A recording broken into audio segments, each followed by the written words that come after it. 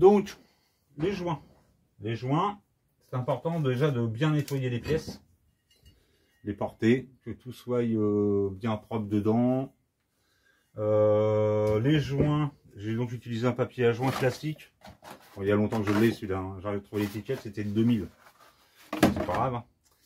J'ai utilisé un tampon encreur, style tampon encreur de bureau. Moi je l'ai eu chez Bureau Vallée, hein. C'est un fournisseur matériel bureau. Donc j'ai tamponné mon plan de joint. Je l'ai appliqué.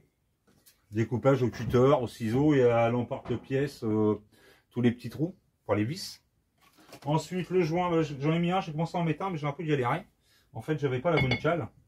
J'ai utilisé donc un vieux roulement pour mettre mon joint spi à sa place.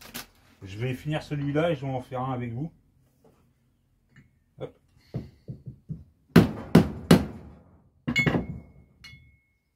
Un petit peu.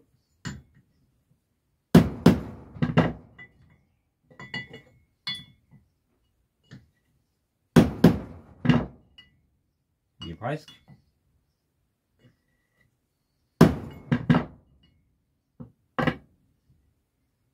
Il est pas mal. Hein.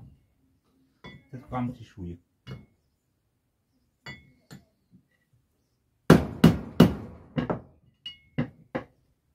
Ouais, il m'en va y aller. Hein. Je suis au fond là. Presque. Ouais. Pas évident à voir comme ça. Ah, il demandera un petit coup là.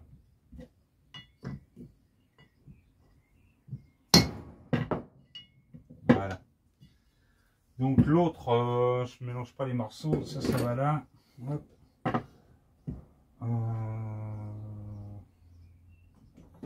La rondelle.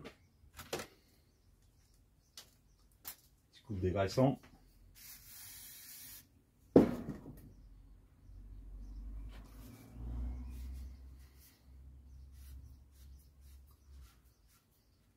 J'enlève la vieille graisse.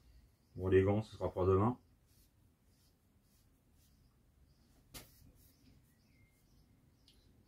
Hop. J'aime bien la graisse, donc j'ai tendance à en foutre partout. Je suis partisan de la graisse. Je mets la rondelle. Hop. Au fond.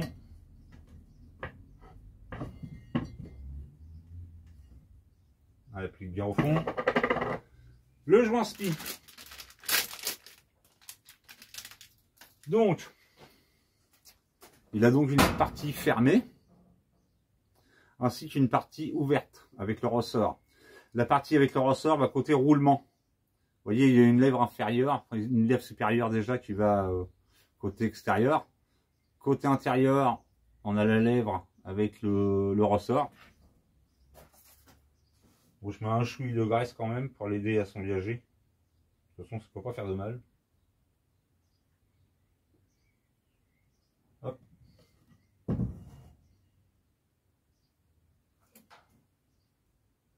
Un petit peu à la main.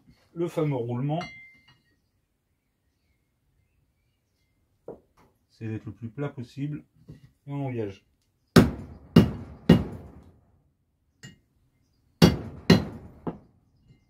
Voilà, il est presque. Ça va mettre bien la place surtout.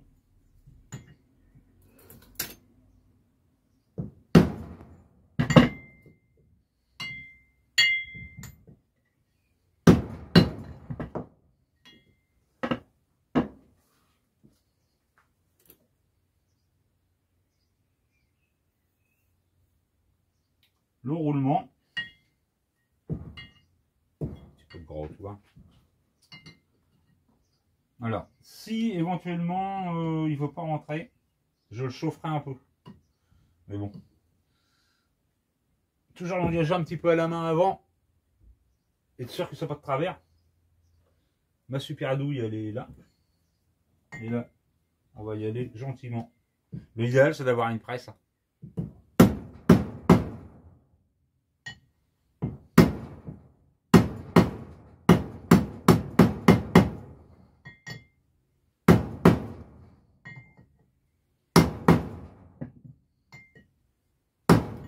sert à rien de faire son bourrin. L'essentiel, c'est qu'il soit à sa place. Voilà, il tourne librement. Vous voyez que ça tourne comme ça. On voit bien la lèvre inférieure, là, qui est... Lèvre inférieure, ça va en faire arrière certains.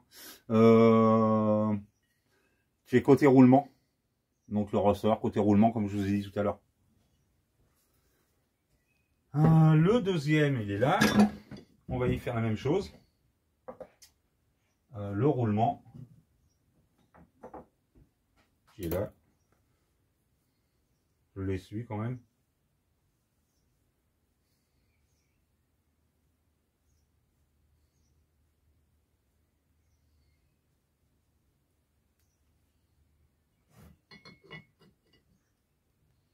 Une fois de plus, je regarde s'il y va bien. Ah, je ne l'ai pas mis dans le même sens que l'autre. Je suis un peu chiant. Voilà, les écritures face à moi, j'ai oublié de vous le dire tout à l'heure. Parce que quand je les ai montés, en fait, ils étaient écritures face à moi.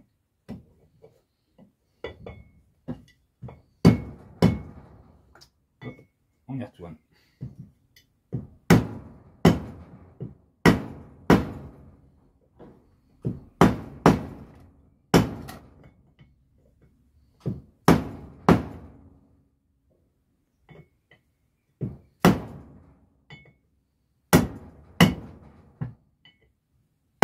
Voilà le deuxième émis. Ça tourne bien. On voit bien les lèvres. Oh, ça tourne nickel, hein, impeccable. Maintenant, il va me rester à remonter les carters sur le pont. Et après, je le passerai, enfin je le dégraisserai, pardon, encore une fois. Et comment dire, je vais le passer en après. Et en peinture, la couleur définitive, qui est la couleur d'origine en plus, que j'ai réussi à trouver sur le site Bouillet. C'est un motoculteur qui a quand même 63 ans. Donc pour les petites surfaces, j'ai acheté des arrêts au sol chez le carrossier à côté de chez moi. Enfin carrossier, fournisseur de pièces automobiles. Donc c'est un beige, enfin ivoire, c'est ivoire.